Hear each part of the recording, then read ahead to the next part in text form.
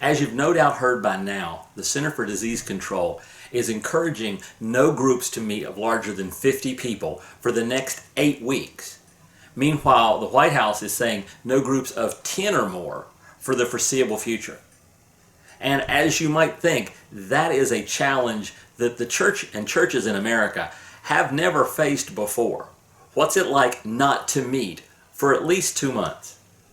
And honestly, when I first heard it, I was a little discouraged. What exactly do we do? But after a few minutes, I started thinking about it and praying about it and looking back on what God's been doing and what I see God doing in Spout Springs Church.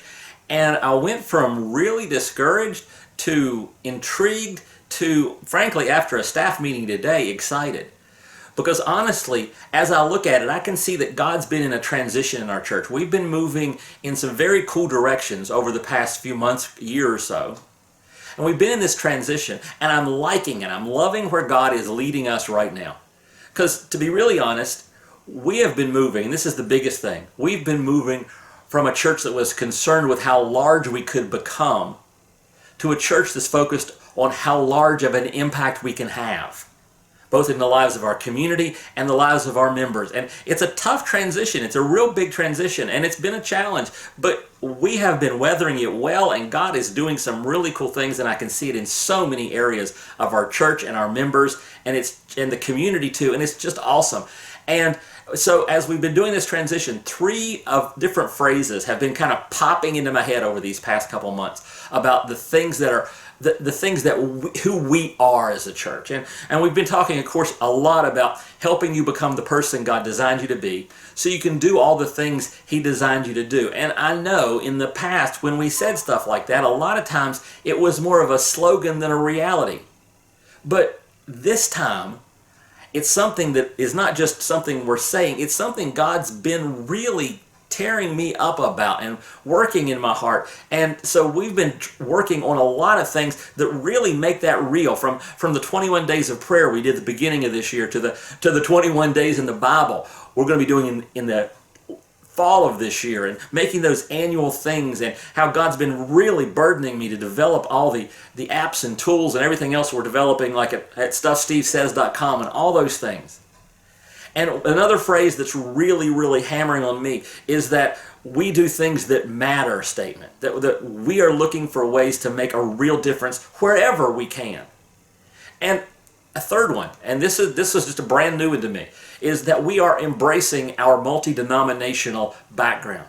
It used to be, I thought of our church as coming from a lot of backgrounds, but moving to a almost homogeneous grouping. But now I see us as this really diverse, really wonderful congregation that comes from lots of places and embraces that and brings that in, and doesn't shy away from saying, hey, yeah, we got people who are Episcopalians and Lutherans and Baptists and Pentecost. We love that about ourselves, and we're not rejecting it, we're embracing it. Matter of fact, now on the teaching team, we have 3 primary teachers, and none of us are from the same denominational background. I love that.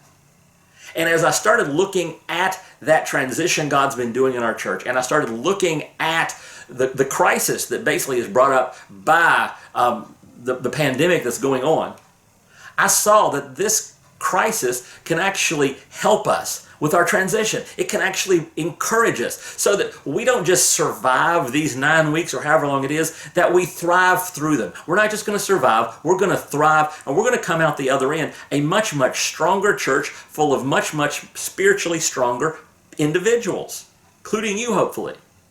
Now, one of the things that we've always emphasized and will continue to emphasize was those excellent Sunday mornings that you're used to. And we're going to continue those online. But one of the really cool things about that, 2 really cool things about it, is one, the fact that we can't have even medium-sized groups. I mean, if you put our worship team and our tech team and a speaker and 3 people who wandering off the streets, we're blowing away the 10 max people you're supposed to have in a room. So we're going to continue that online, but it frees up a lot of people to do a lot of other things as sort of developing. It means, among other things, we can really focus on those spiritual development tools. I can really, even though I'll still be doing most of the speaking on Sunday mornings, I'm also going to be able to really pour even more resources into stuffstevesays.com, where I'm going to give you the tools to grow into the person God designed you to be. And I'm going to be starting next week, probably Monday or Tuesday, an online lunchtime Bible study in the book of Colossians that's going to run hopefully the length of this crisis. However long we're locked down, I'm going to be reaching out to you and doing it in a way so that at lunch it's going to be online and you can ask questions and it can be interactive, but we'll leave it up there so for people who can't come at lunchtime, they can still be part of that Bible study whenever they can get a chance to. And I think in that way, among others, this is going to make us a stronger church made up of stronger people. But the biggest thing that not having the one big service on Sunday means, is that we can focus on building community in and outside of Sunday mornings. That means we can put even more energy into our connection groups for the next little bit. Sure, they got to cut them off around 10, and we're going to try to stay with the spirit of that rule. But that's pretty good connection group size. It also means we can ramp up the triads where you're getting asked those 3 questions once a month. How am I doing in my time with God? How am I doing in my serving God? And what can I pray for you about? And we're going to be able to really hit those and maybe take it to twice a month for the next couple months, because people need checking in on a little more often maybe. And we're unveiling this. We're going to roll this out in the next week or two, hopefully by next Sunday, not this Sunday, but next Sunday. We're calling it Community in a Box. And Community in a Box is where we're going to give you all the resources you need so that you can invite a couple neighbors over on Sunday morning or maybe Sunday afternoon or Sunday evening and participate in the worship service together and build community, get to know some people in a way that you really just can't when you're in the big room with all those people. And there's more coming on that, but we're really excited. The staff was so excited when we were talking about that today, about building those Community in a Box, and we're probably going to time it so that most of the staff can even be hosting in their homes a little community, and this is going to be great. And the other thing, like I said, were the things that matter, and this is going to give us an even greater chance there to focus on that. For one thing, as far as the church as a whole, I'm going to tell you a secret out of school, and I haven't gotten Pastor Barry's permission on this, but I'm going to tell you because secret's gone. But I've been telling you how God's been burdening me about the spiritual development, how I'm wanting to really pour so much of my energy into helping people grow into all God designed them to be. Well, at the same time, God has been working in Pastor Barry on the doing things that matter. He went back to Cambodia again, and he's been to Greece in the past few months, working with ministries and missions, and God's wrecking him right now. Folks, God's just wrecking Pastor Barry. It's a lot of fun to watch. And I don't know where exactly it's going to lead, but I know it's going to lead to us doing an even better and more intentional job of doing things that matter, both here, the stuff we do now, like we're gathering the sweats for the rape crisis centers, or the stuff we do with the K-12 camp for the summer, or all the things that we want to do. And the online and overseas. I had a great meeting with some of our mission leaders recently about finding new and even more powerful ways to add to what we're already doing in Cambodia, and it's exciting. But it also, folks, let me push it just a little bit back at you, because this home thing that we're all having to do is going to allow us to do things that matter as individuals. Because maybe we've got a little more time, maybe we've got a lot more time to look around and start asking the question, how can I help? Or who can I help? And then, if you want, you might take it to the next level, and instead of just asking yourself, who can I help or how can I help, you can ask God, God, show me who I can help and how.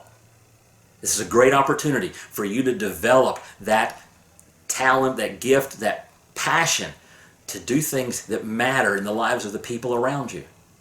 So, like I said, I really think we are going to come out of this, however long this lasts, I think we're going to come out of it a stronger church full of stronger people spiritually. And if you've got suggestions on how we can feed into that and multiply that, oh man, shoot them to me. Steve@spoutsprings.org. I'm excited. We're looking to see what God can do. So God may be telling you something, and He wants you to tell me so that we can pull it off. So let us know about that. But we are going to continue developing people. We're going to continue building that multi-denominational, diverse, screwed up community that we all love so much. And we're going to continue doing things that matter.